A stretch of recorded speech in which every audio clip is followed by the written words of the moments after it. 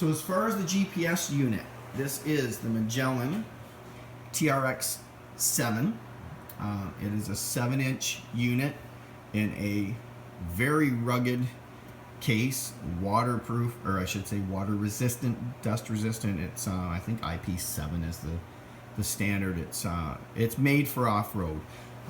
There's no doubt about that. There's the box for it. And if you notice, it has a picture of a 4-seater RZR on it. It's what it's designed for.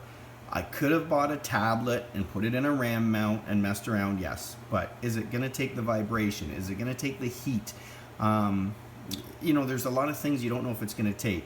In the end, this probably costs a little bit more, but it is designed to do exactly what I bought it to do, if that makes any sense.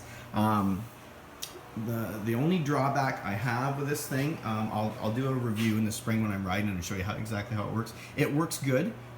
I have no problems with the way it works. It comes preloaded with, I think it said 11,000 trails and so on. Any of you folks that are from Canada, you feel my pain. Out of all those trails, none of them are Canadian. They're all in the States. It shows all the Hatfield, McCoy trails, Moab, everything is in there, which is great.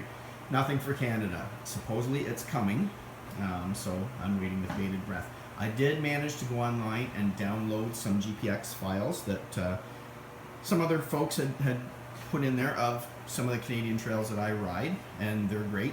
They're fine. No issues. What I like is the breadcrumb effect for it. You can leave, I call it breadcrumbs. So basically when I start from my truck and start driving, I can leave a track of where I've been. And it doesn't go away. So when I come out the next week, my old track is still there. So eventually I will plot all my own trails.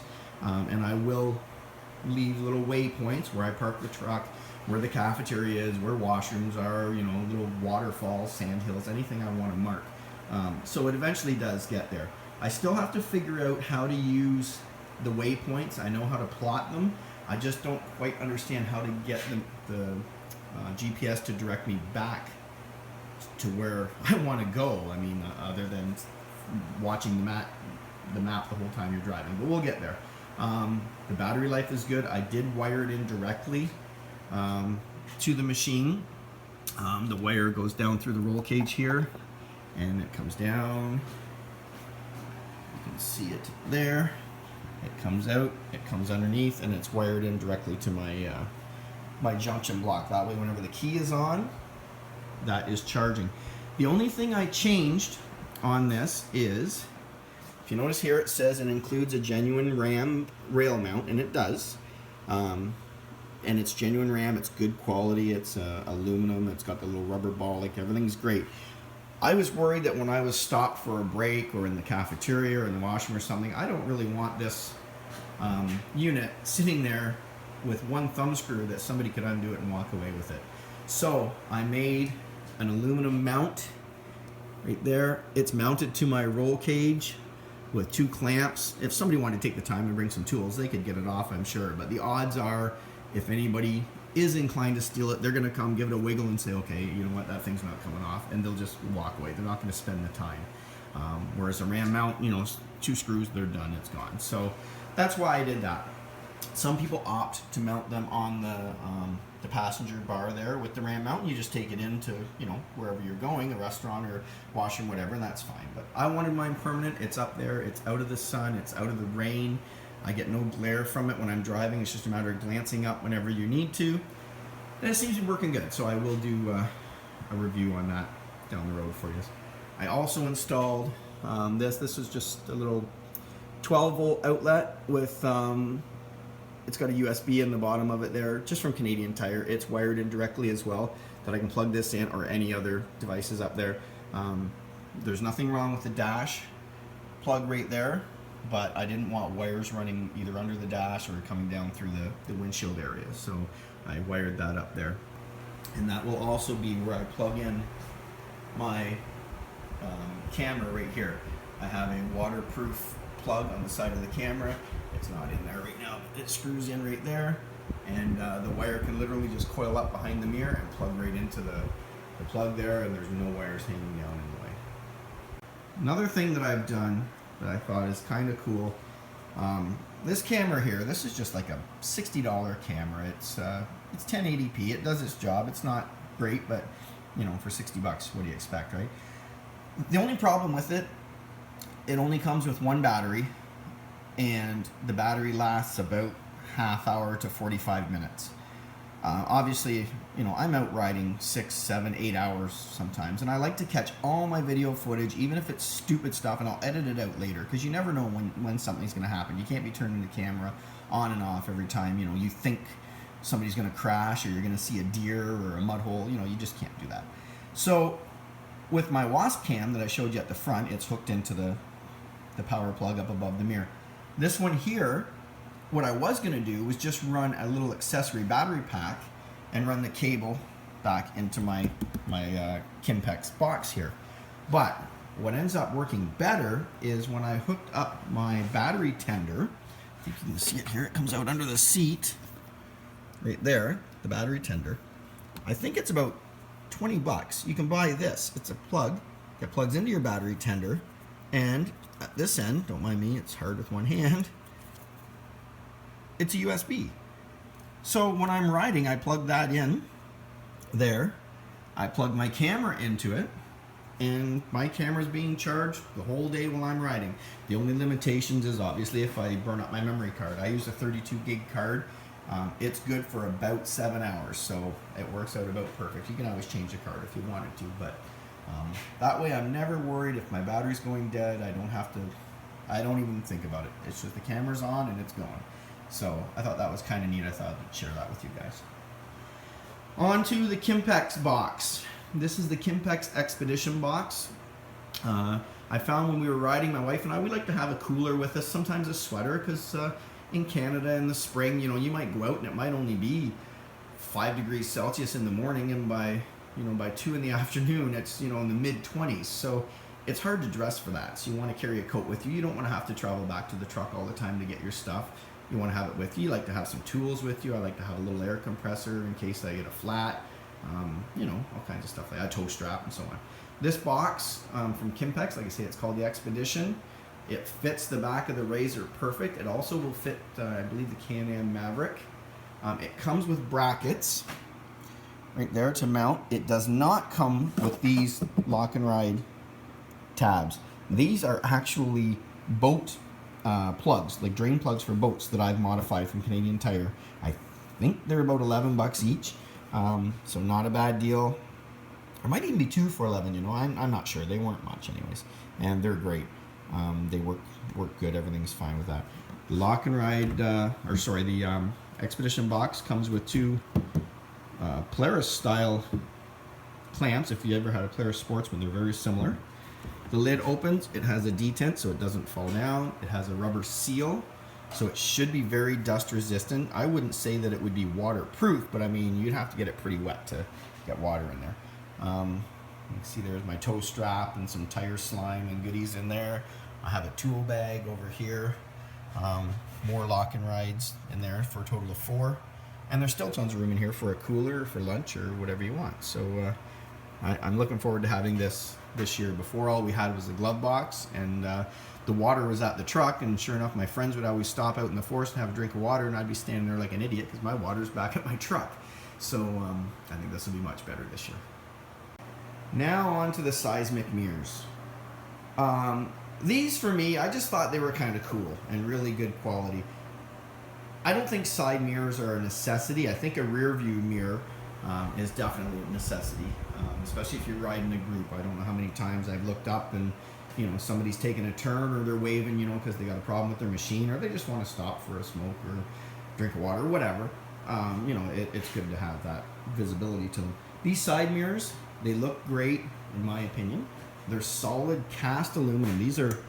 They're like automotive quality. These things are beefy. They're not the cheapest things in the world, but they're not outrageous either. They do stick out a little bit past the side of the machine, as you can see. One of the best features of them, though, is that they're breakaway. If you hit something, you know, bang, they fold in. And then you just fold them back out, just like a lot of pickup truck mirrors nowadays. So they'll take a beating. There should be no reason to ever break them off. If you hit something hard enough to break that off, you're doing a lot more damage to your machine than having to worry about the mirrors.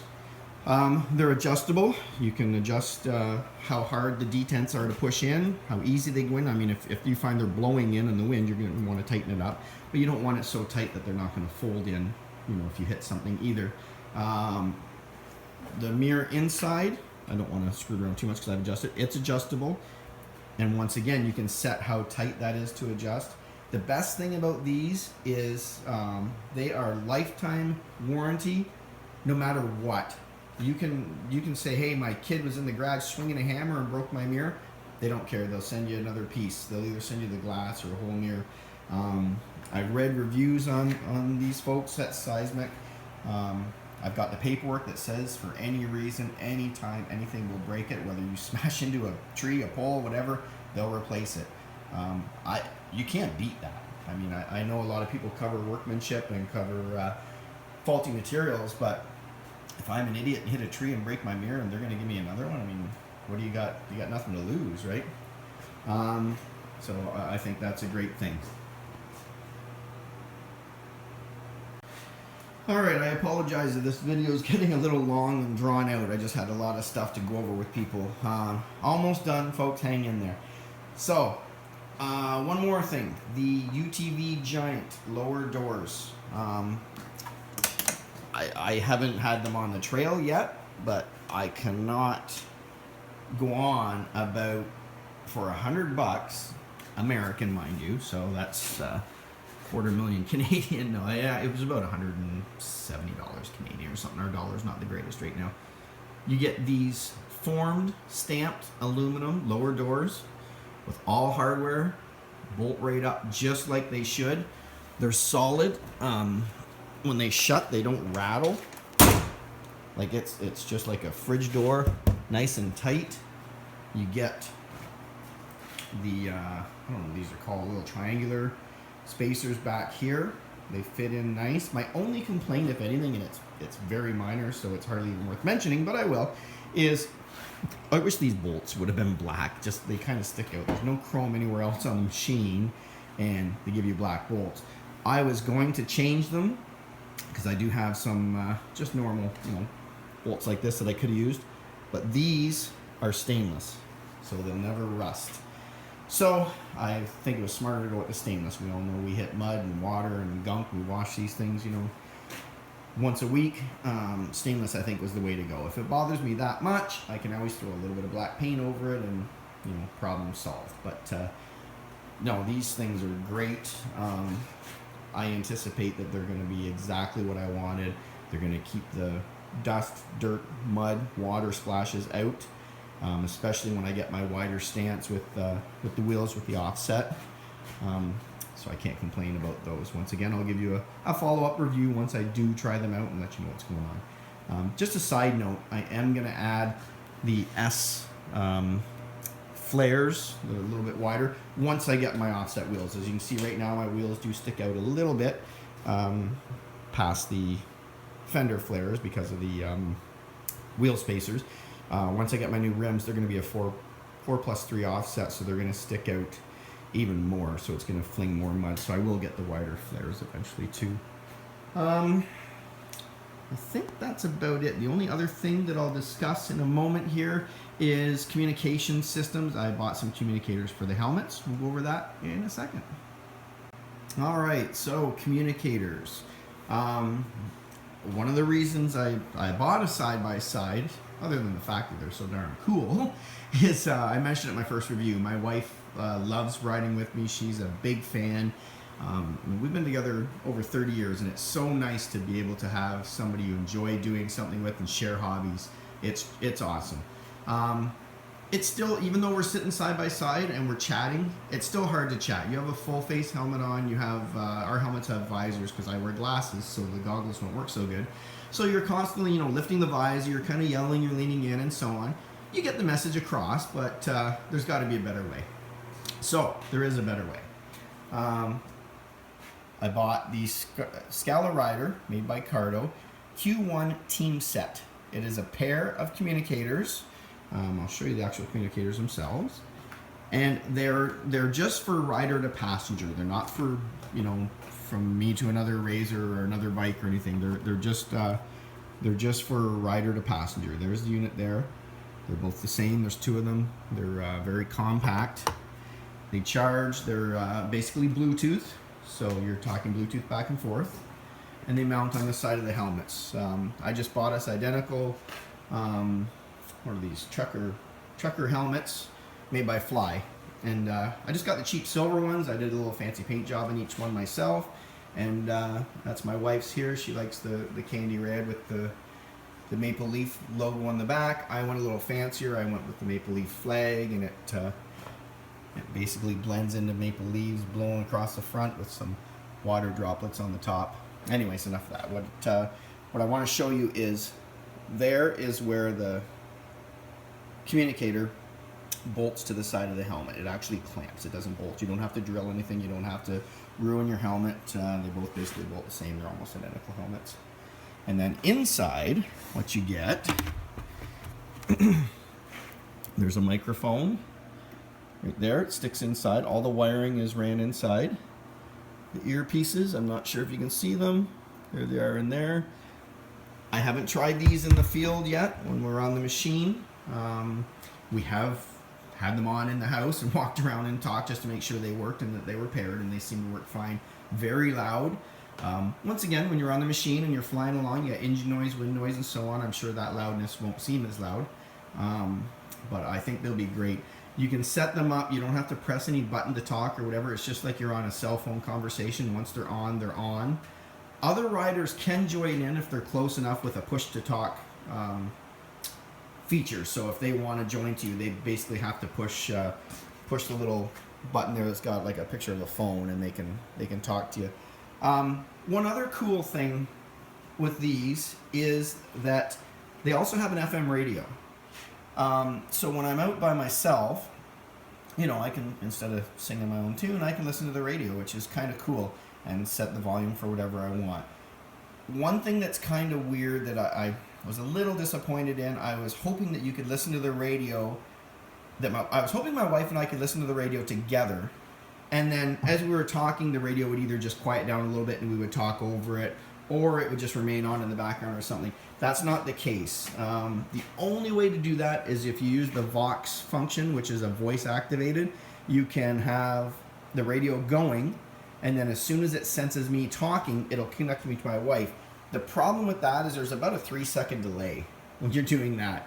And even then, you got to hope that you connected. So it wasn't practical. It wasn't functional. So I think when we're together, we'll just either have the communicators going where we're talking, or if we want to just cruise along and listen, we'll just both listen to the radio. But you can't do both at the same time, or at least not very effectively. But you can also get these Scala riders. This is the Q1 team set. You can get the Q2, which is a step up. I think it'll do bike-to-bike communication, and then there's the pack talks. There's a bunch of different ones. This was one of their more basic ones. It comes with 2 units. It comes with every mount you can think of in there to mount the things, everything from cleaning cloths to everything. And they're good. They're worth checking out, and for a couple $100, it's good to be able to communicate with people. Anyways, that's my review on those. Hopefully everything got covered on the review of the machine. Actually, there was a couple other little things. I had a couple people ask me some questions on the first video, and most of them I replied to. Some I didn't. Some of them are just, I don't know. To me, I'm not trying to sound arrogant, but they just seem like silly questions. The one person asked me, "Do you have a 570?" Well, no, it's a 900. If I had a 570, I would do a review on that. But no, I do not. So I can't answer any questions about the 570. I'm sorry. Another person asked me, would it be good at the beach? I really don't know what that means. Like, I've had it in sand. It's awesome in sand. If you were going to strictly drive in sand, as in dunes and stuff, you're going to want proper sand tires. These tires are kind of all-purpose. But there's a pretty wicked hill we climb out in Ganaraska that's sand, and it's pretty steep, and it makes it up there no problem. I wouldn't want to do it all day, back and forth, because it get kind of boring. But if that was a question about the beach, then I guess, yeah, it's okay in sand. If it had anything to do with water, then, I mean, water's water. I don't know what else to tell you. Another person asked, was it, they live in Colorado, would it be good at 12,000 feet? I have no idea. It is fuel injected. So I would have to assume that the computer would probably calibrate for that. And having said that, if you bought a machine in the Colorado area or someplace where there is a vastly different elevation, it's probably going to be pre-calibrated for that. But I didn't have an actual intelligent answer to give, so I didn't answer. So once again, any questions, put them in the comments section on the YouTube channel, and I will try to answer them. Like I say, I'm not an expert. I'm just trying to share my thoughts and my ideas, and hopefully it'll inspire somebody, maybe give somebody some ideas on some stuff they can do on their machine. Anyways, thanks for listening, folks. See ya.